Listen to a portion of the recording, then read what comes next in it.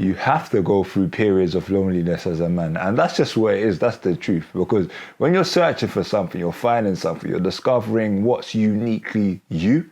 If you're constantly around people, you're constantly around noise, how are you going to discover that? How are you going to tap into that, you know?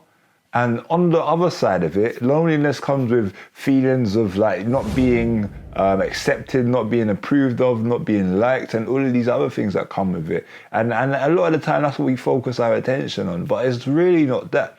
When you look at it in the other way, what is loneliness? What does it bring up, like loneliness? And that word loneliness, again, makes you feel like you are alone, nobody wants you. But it's not that. And when we look at it like this, and we switch it to being alone, in solitude, yeah, as opposed to being somebody that's lonely. You're alone, yeah, in solitude, loneliness or alone. Like just the words, and you switch it up, it just brings a different energy to it, yeah. So let me rephrase that, yeah. Loneliness as a male, we switch it to being alone as a male.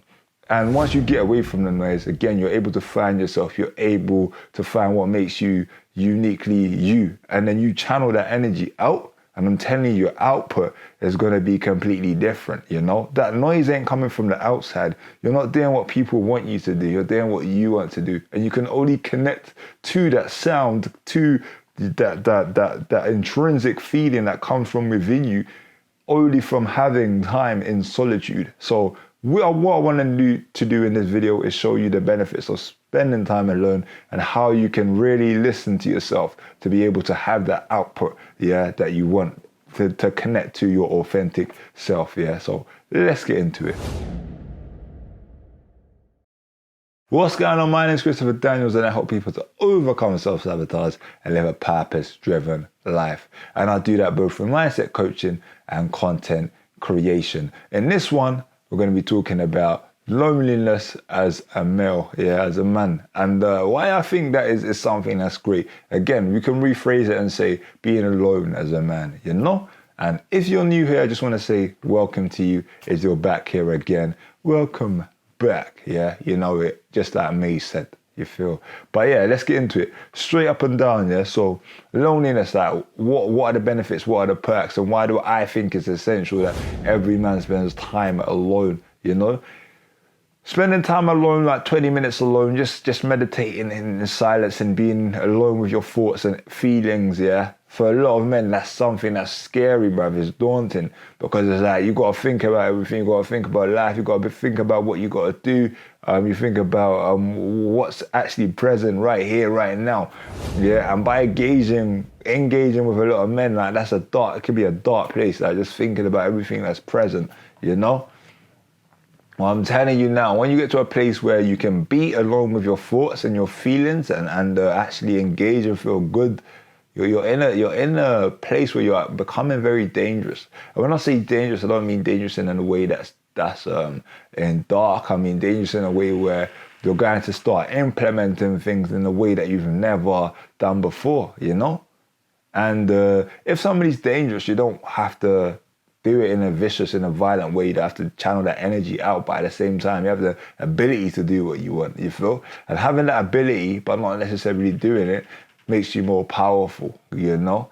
And one thing that I've learned from spending time alone is that it's boring sometimes it's scary, sometimes it's like these negative thoughts and feelings. You start to wonder, you start to question things. But on the flip side of it, once you get through all that noise, that messiness, that, you know, because it's a messy feeling, and you're really trying to connect with yourself, and it could take months, you know. It can really take months, and with that, you have to allow it to happen. You need to allow the feelings to come up, and when they come up, don't ignore them, don't suppress them, just connect with them, you know?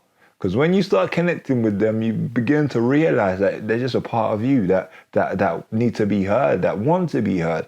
And when you do listen to them, they become integrated into your way of being, and they allow you to really project your energies in a much more authentic way. And that's really and truly what you want. We don't realize that by being around noise, it's like, listen to this, yeah. You know when a baby cries, you know, and the baby's in a loud room, you're kind of drowning out the sound, you know. But that baby wants attention for a reason. Maybe that baby wants to be fed. Maybe that baby wants his diapers cleaned, you know. And if you ignore it, it's going to have to stay like that. And if it's hungry and you're not listening to it because there's so much noise around you can't hear it, it's like you're not really looking after the baby, you know.